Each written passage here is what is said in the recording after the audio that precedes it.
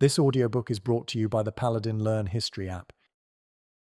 There is a moment, somewhere in the middle of a long campaign, when a man stops being a person and starts becoming a story. For most people, that moment never comes.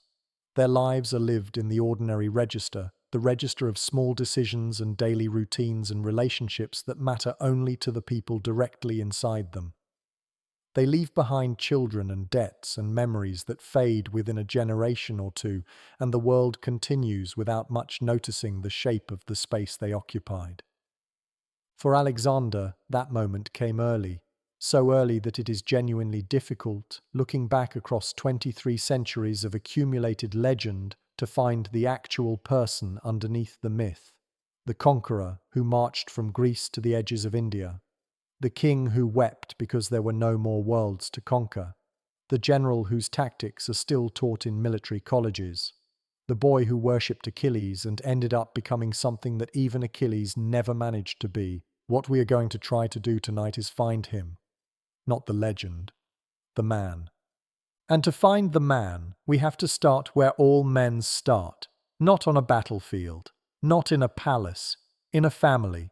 Macedonia, 356 BC, the northern edge of the Greek world, a place that the more sophisticated city-states to the south regarded with a mixture of condescension and unease. Not quite Greek enough to be taken entirely seriously, not quite foreign enough to be dismissed entirely. A borderland, culturally as much as geographically, producing people who were harder and rougher and less polished than the Athenians, but who looked at the complacent cities of the south and saw not models to emulate, but targets to conquer. Into this world Alexander was born. His father was Philip II, King of Macedonia, and the description that comes down to us across the centuries is vivid enough to feel immediate even now. A big man, a drinker, a fighter, missing an eye from a wound taken in battle. Scarred in the way that only men who have been at the center of real violence are scarred, with a particular economy of movement and a particular quality of attention that comes from having survived situations where inattention meant death. Philip was also, and this part tends to get overshadowed by the drama of what came after, genuinely extraordinary. He inherited a Macedonia that was barely a coherent state, a collection of quarrelsome tribes held together by little more than geography and the memory of previous kings who had tried and largely failed to impose order on them. By the time Philip was finished, Macedonia was the dominant military power in the Greek world. Its army reorganized and retrained into one of the most effective fighting forces the ancient world had ever seen, its rivals either defeated or absorbed or diplomatically neutralized. The military genius that would make Alexander famous was not invented by Alexander. It was inherited, refined, and then extended to a scale that even Philip, who was not a modest man, might not have imagined possible.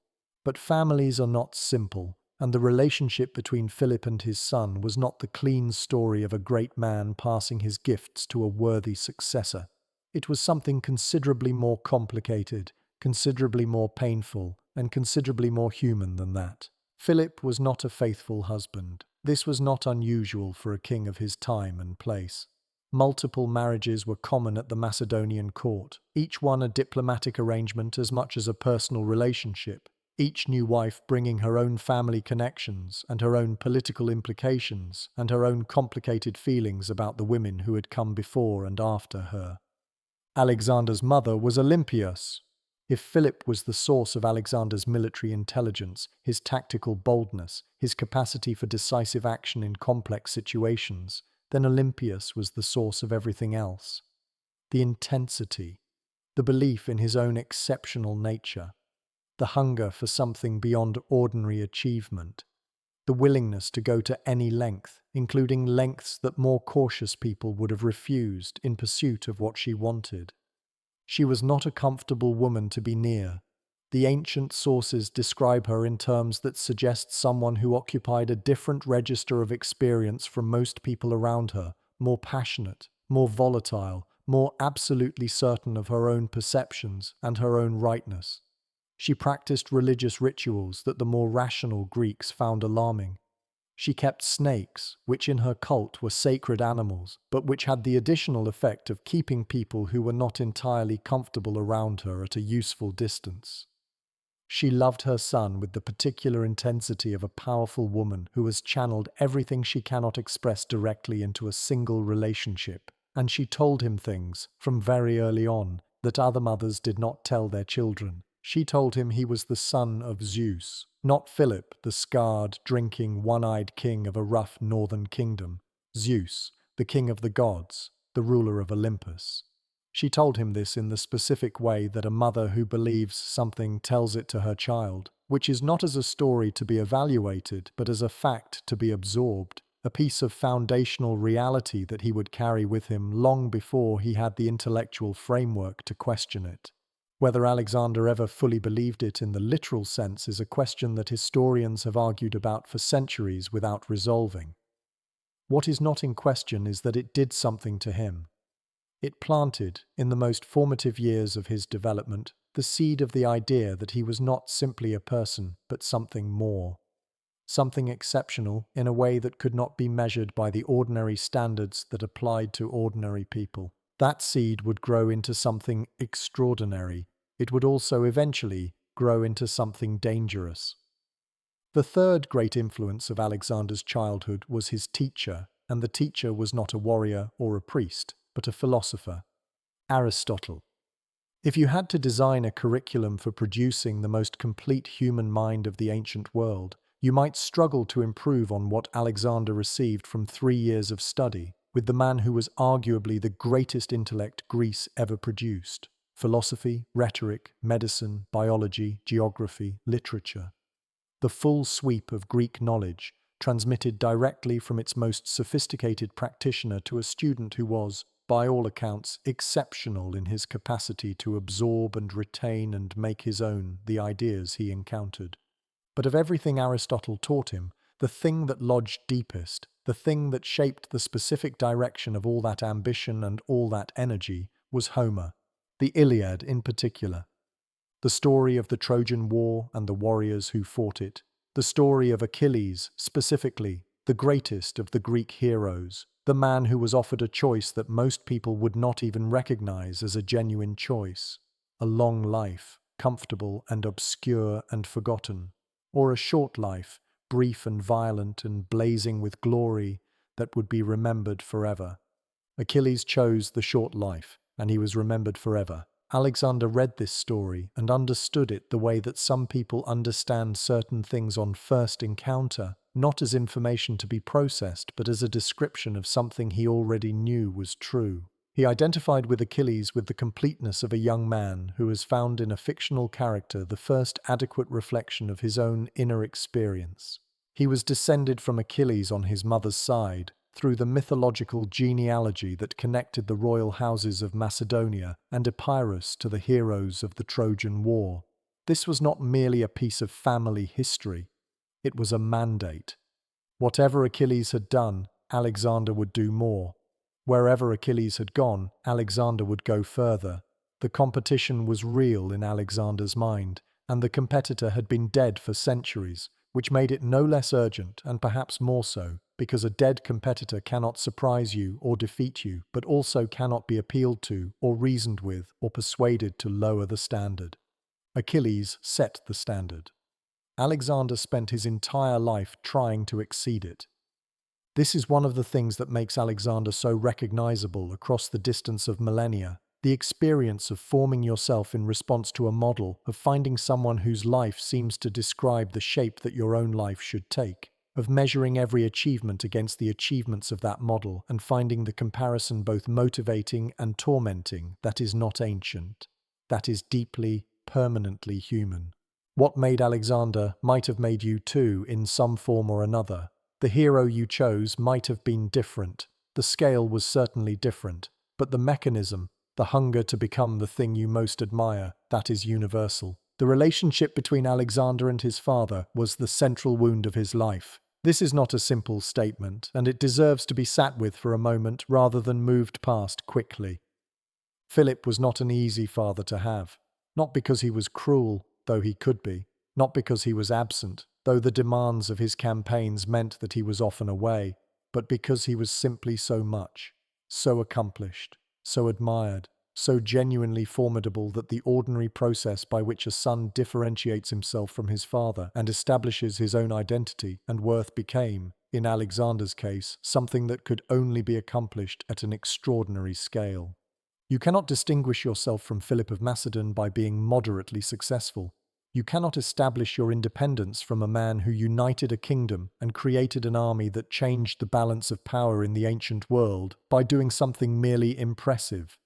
To get out from under the shadow of Philip, you had to be willing to do something that had never been done before. When Alexander was 16, Philip remarried. The new wife was younger than Olympias. At the wedding feast, the bride's uncle made a toast. He expressed the hope that the new marriage would produce a legitimate heir to the throne. A legitimate heir. The implication was not subtle. Alexander, the son of Olympias, was the current heir, and someone at his father's wedding banquet was publicly questioning whether he was legitimate enough for that role. Alexander, who had inherited from both his parents a capacity for intense and immediate reaction to perceived insult, responded by throwing his cup at the man. Philip, who had been drinking, rose from his seat as if to intervene and fell over, either drunk or tripped. Alexander looked at his father lying on the ground and said something that became famous. "Here is a man who is planning to cross from Europe to Asia, and he cannot even make it from one couch to another." It is a remarkable sentence.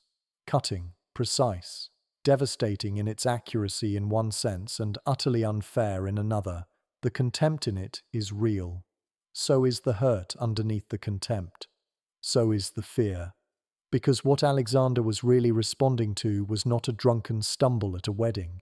He was responding to the possibility that everything he had been told about himself, everything his mother had promised him, everything he had understood his destiny to be, might be taken away by a new wife and a new son who would be considered more legitimate than he was. The exile that followed was brief. The reconciliation was managed. But something had shifted, or perhaps something that was always there had simply become visible. Alexander needed to be first. He needed to be unquestionably, undeniably first. And as long as Philip was alive and successful and powerful, that need could not be fully satisfied. Philip died in 336 BC. A man named Pausanias killed him at a public celebration, stabbing him before being killed himself by guards.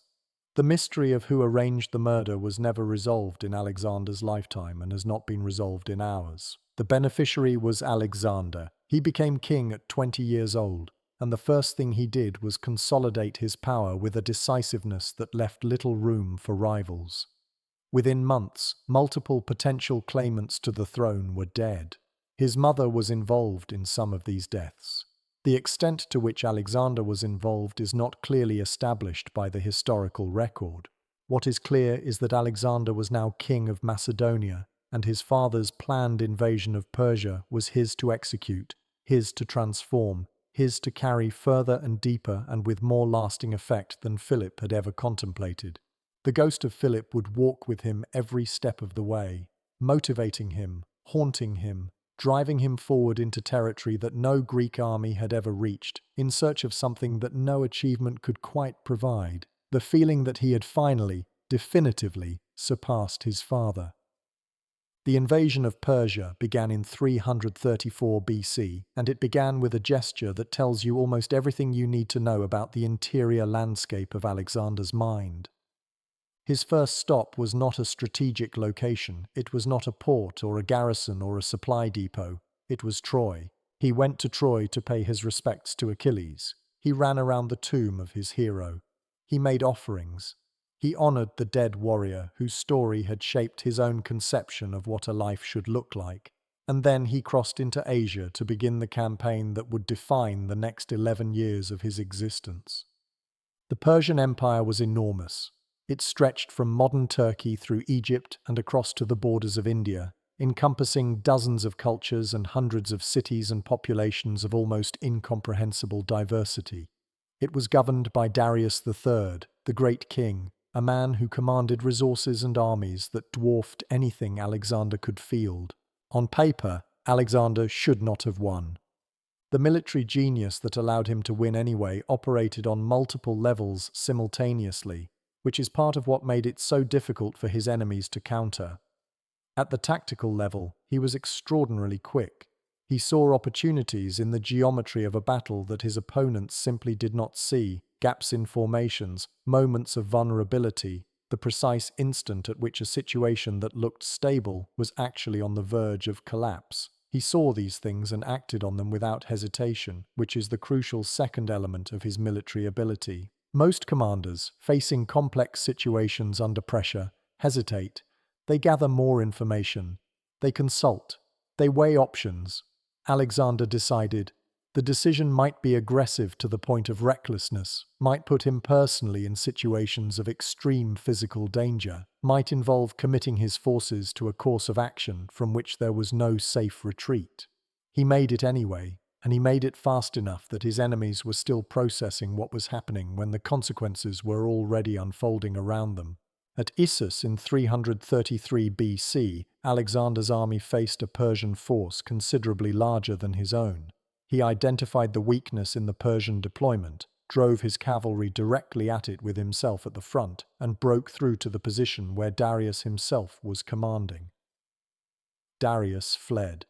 When a king flees the battlefield, the battle is effectively over regardless of the numbers. Alexander had won not by destroying the Persian army, but by destroying its commander's will to fight. The brutality that followed victory was real and should not be softened in the telling. Alexander was not merciful to cities that resisted him. The siege of Tyre lasted 7 months and ended with thousands killed and tens of thousands enslaved. The city of Gaza was treated with similar comprehensiveness. These were not accidents of war or the results of soldiers getting out of control. They were deliberate policy, the calculated application of exemplary violence to communicate to every future opponent exactly what the cost of resistance would be. This was how Alexander understood the relationship between force and persuasion. You demonstrated early and unmistakably that the consequences of defiance were catastrophic. After that demonstration, many opponents chose not to find out if you meant it a second time. The cruelty was real. The calculation behind it was also real. Both things were true simultaneously, and the uncomfortable truth is that the calculation worked. Cities that might have held out capitulated when they heard what had happened to the ones that did not. Egypt received a different version of Alexander, and what happened there reveals another layer of his complexity. The Egyptians had been ruled by the Persians for 2 centuries, and the relationship was not comfortable. When Alexander arrived, he was welcomed not as an invader, but as a liberator. He responded to this welcome not with the hard edge of the conqueror, but with the adaptability of a politician who understood that you govern differently the places that choose you than the places you had to break. He respected Egyptian religion. He made offerings to Egyptian gods. He accepted the title of pharaoh from the Egyptian priests. And then he made the journey to the oracle at Siwa, 300 miles through the desert, to ask the oracle a question that he never fully disclosed to anyone else. What we know is what he chose to let people know. The oracle, through its priests, addressed him as the son of Amun, the Egyptian equivalent of Zeus. Alexander allowed this version of events to circulate. His official historian Callisthenes, the man whose specific job was to shape the narrative of the campaign for public consumption, made sure the story spread. Was Alexander cynical about his divine parentage? Was he sincere? Did he believe it or perform it, or some combination of the two that does not map cleanly onto our categories? The honest answer is that we cannot fully know, and the uncertainty itself is interesting. What we can observe is that Alexander found the idea of his own exceptional nature, his separateness from ordinary human limitations, increasingly useful and increasingly necessary as the campaign continued. Whether it began as a performance and became a belief, or whether it was always a belief that he learned to perform strategically, it became, over time, less controllable. The man who started out using the idea of divine ancestry as a political tool became, by the later years of the campaign, someone who genuinely seemed to require others to acknowledge his divinity. The performance and the reality had become difficult to distinguish, perhaps for Alexander himself most of all. The years that followed Issus and Egypt were years of extraordinary achievement by any measure. Gaugamela in 331 BC, where Alexander faced Darius for the final decisive confrontation. Darius had rebuilt his army. He had specifically chosen terrain favorable to his advantages and unfavorable to Alexander's. He had more men, more cavalry, war chariots, and every strategic advantage that planning and preparation could provide.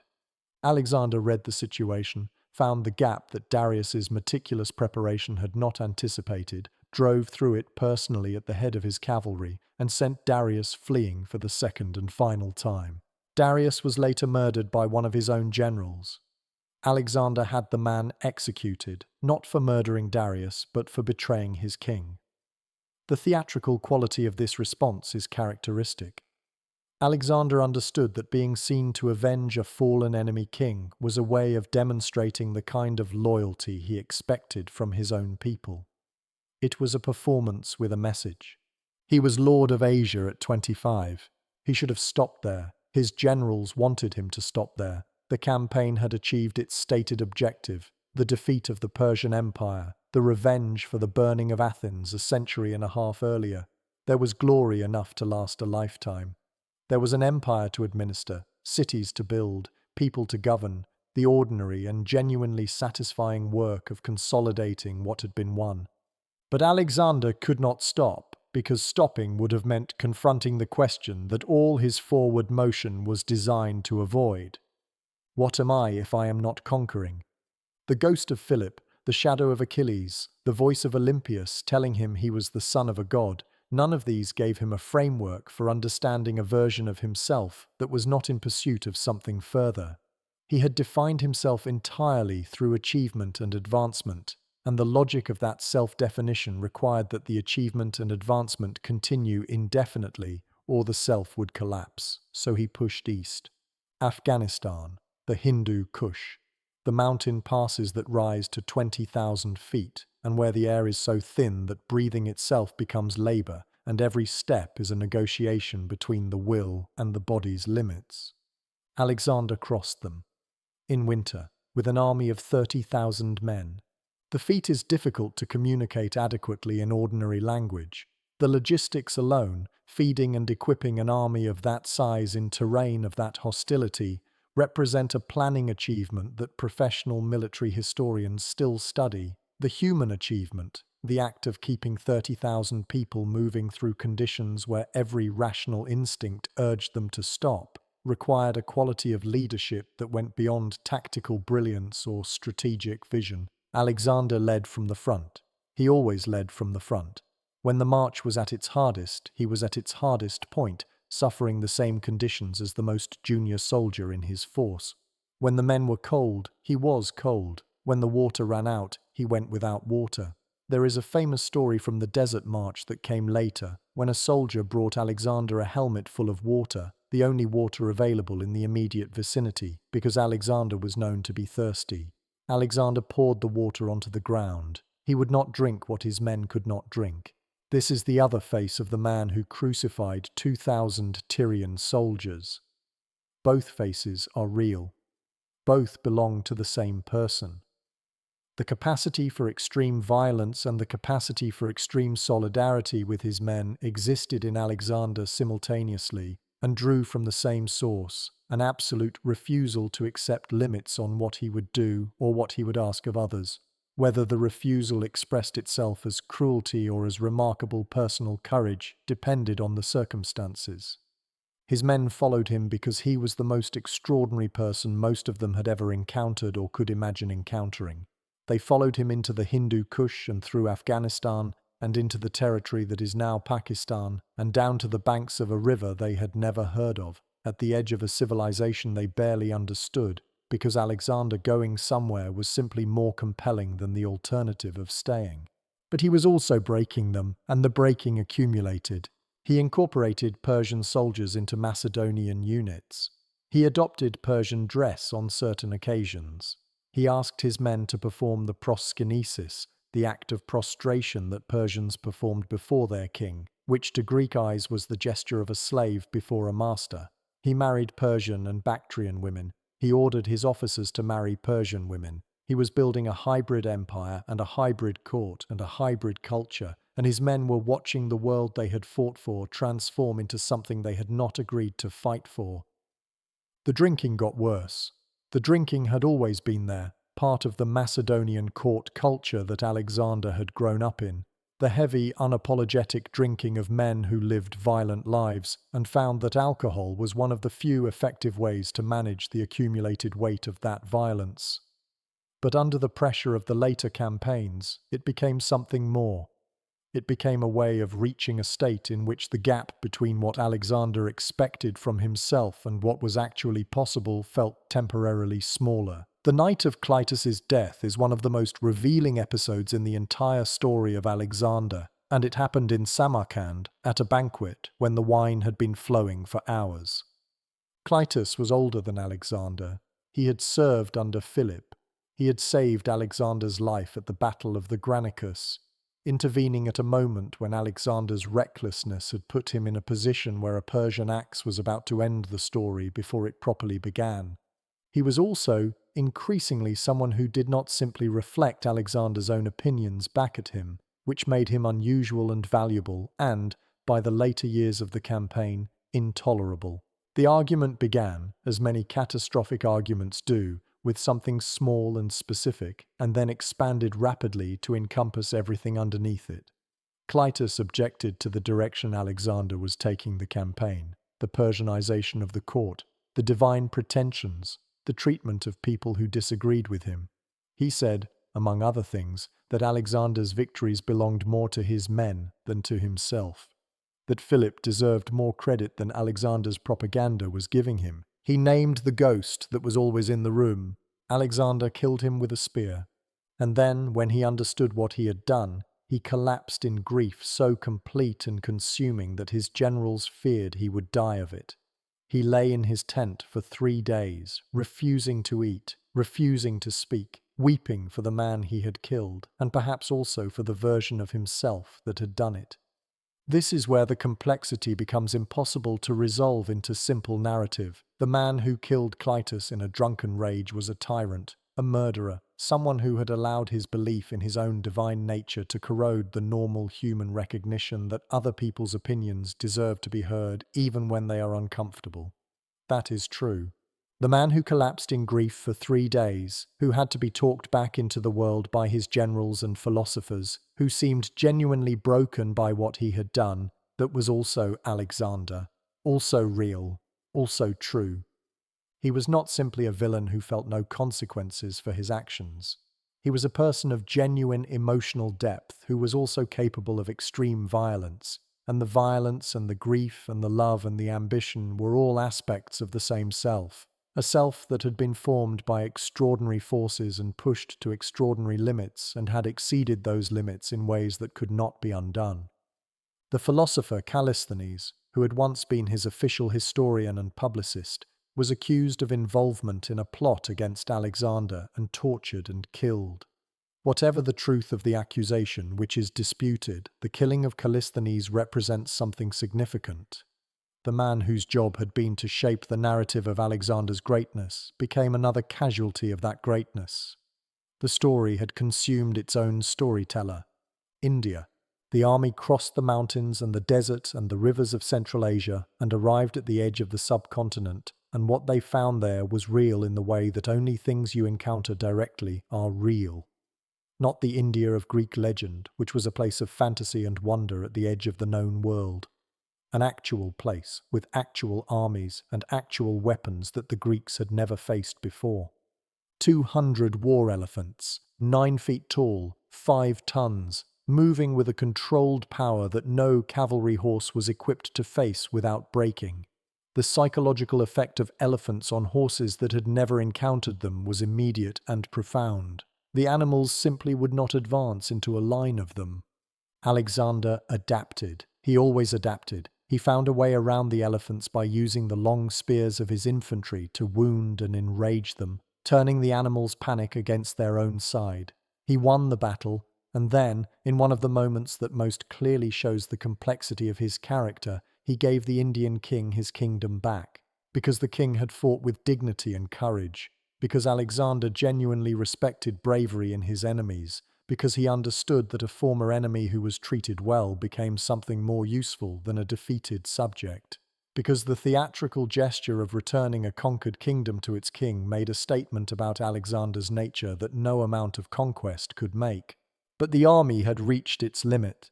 After 8 years and miles beyond counting, through terrain that ranged from Mediterranean coastline to high mountain passes to Indian river valleys, the men refused to go further. They had wives or women they could barely remember. They had children they had never seen. They had a world they had left behind that was becoming increasingly theoretical, a place that existed in memory but whose reality was fading. They told Alexander they would not cross the next river. He argued, he pleaded, he threatened. He sulked in his tent for 3 days, waiting for them to change their minds in the way that men sometimes change their minds if you give them time and silence to sit with the alternative. They did not change their minds. He turned back, and perhaps it is this moment, more than any other, that reveals the human being underneath the legend. Because the legend does not turn back. The legend finds a way. The legend crosses the river and goes to the ends of the earth and stands on the shore looking out at whatever lies beyond. The human being, facing 30,000 people who have made a collective decision that they are done, has to choose between the legend and the relationship with the people who have made the legend possible. He chose them. Grudgingly, angrily, with a bitterness that was visible to everyone around him. But he chose them. The march through the desert that followed was perhaps the worst thing that happened to his army in the entire campaign. Why he took that route is debated. The desert of Gadrosia, in what is now Pakistan and Iran, was not the obvious path home. It was brutal, waterless, killing terrain that would have tested a well-supplied and rested army, and that was catastrophic for a force that was already exhausted and had been expecting to march back through more hospitable country. Some historians argue it was strategic miscalculation. Some argue it was an attempt to match a feat attributed to earlier conquerors, to prove that he could do what others had done and survive what others had survived. Some argue that it was, at some level, punishment for the army that had refused to follow him to the ends of the earth. A third of them did not survive the desert. More men died in that march than in any single battle of the campaign. Not in combat, not against a worthy enemy, but against heat and thirst and exhaustion in a landscape that killed you simply by being what it was. Alexander survived. He always survived, walking when others could not walk. Sharing the suffering in the theatrical way that he had learned produced extraordinary loyalty, pouring out the water rather than drinking what others could not have. He came out the other side with a smaller army and an empire that needed governing and a self that had been stretched to limits that are difficult to calculate. Babylon, 323 BC. He was 32 years old. He had been king for 12 years and had spent most of them in the field, moving, always moving, from one campaign to the next.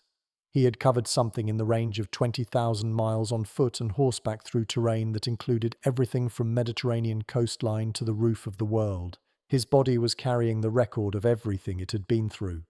Multiple wounds from multiple battles, arrow wounds, sword wounds, the particular accumulated damage of years of extreme physical exertion without adequate recovery time, the effects of the drinking, which had become heavier and less controllable in the later years. He fell ill at a dinner party.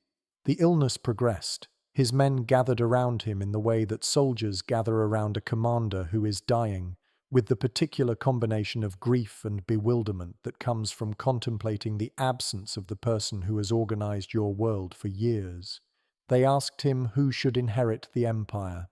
He is said to have answered, "The strongest." Whether he said it because he genuinely believed the best person should win, or because he was beyond the point of being able to make a considered decision, or because some part of him could not bear to designate a successor and acknowledge that the story was ending, we cannot know. He died within days. The exact cause has never been definitively established. Typhoid fever is the most favored modern medical assessment, possibly complicated by other factors. Poison has been alleged by various ancient and modern sources and has been neither proven nor disproven. His body was preserved in honey, an ancient method of conservation, and eventually came to rest in Alexandria, the city he had founded in Egypt, where it became one of the most visited sites in the ancient world, a place of pilgrimage for Roman emperors and generals who wanted to stand in the presence of the greatest of all conquerors. The body has since been lost. No one knows where it is, which is perhaps appropriate. The physical Alexander vanished, and what remained was the idea of Alexander, which has proved considerably more durable than any body could be. What do we actually make of him? This is the question that every serious attempt to tell Alexander's story eventually reaches, and it is not one that can be answered simply because he genuinely does not reduce to simple categories. The military genius is real. The tactical innovations, the strategic boldness, the ability to inspire extraordinary performance from ordinary people in extraordinary circumstances, all of it is real and documented and has been studied and taught and applied for 23 centuries. This is not mythological enhancement. This is the sober assessment of professional military historians. The cruelty is also real. The thousands killed at Tyre and Gaza, the friends murdered in drunken rages, the gradual erosion of his ability to hear criticism or tolerate disagreement, the willingness to use exemplary violence as a tool of governance. These things happened. The longing for something beyond achievement is real. The restlessness that could never quite be satisfied. The way every victory seemed to require another, larger victory to make the previous one feel sufficient. The sense that there was always one more river to cross, one more enemy to defeat, one more horizon to reach before the thing he was chasing would finally come into his hands. That thing, whatever it was, he never quite got. Here is what I want to say in closing, because it is what I keep coming back to when I think about Alexander. He was formed by forces that he did not choose and could not fully understand while they were operating on him. A father who was too large to simply exist alongside.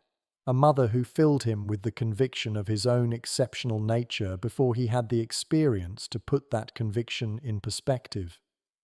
A teacher who gave him Achilles as a model and did not give him the guidance to understand that models can become prisons. A culture that measured men entirely by their deeds and their glory and had no framework for a kind of greatness that did not require conquest.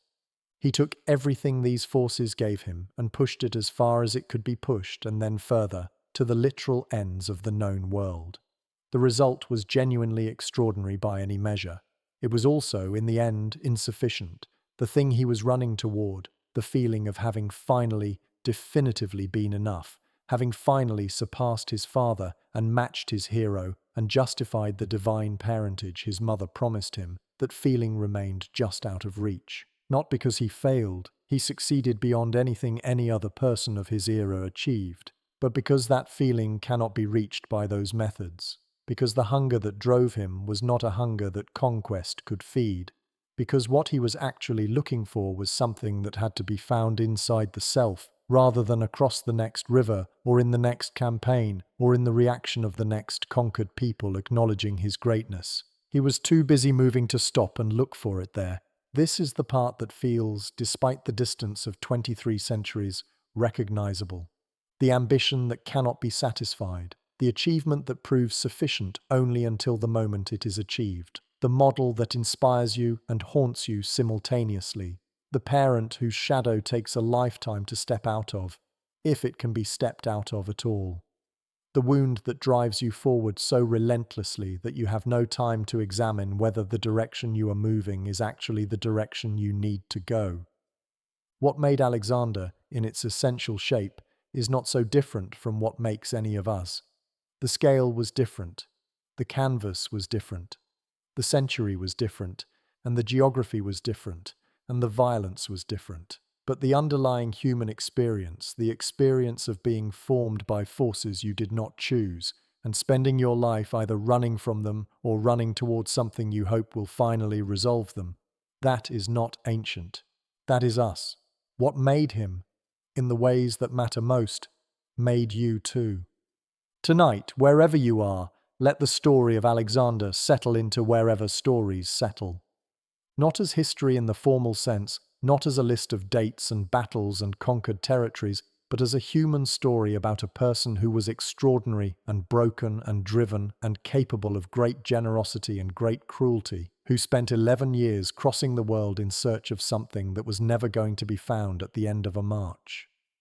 Let the ambition in the story speak to whatever ambition lives in you. Let the incompleteness of it speak to whatever incompleteness you carry. Let the achievement speak for itself, because the achievement is genuinely remarkable and deserves to be acknowledged without qualification. And let the man rest. He moved for so long. He never quite got to stop. The fire is low, the night is quiet. Rest now.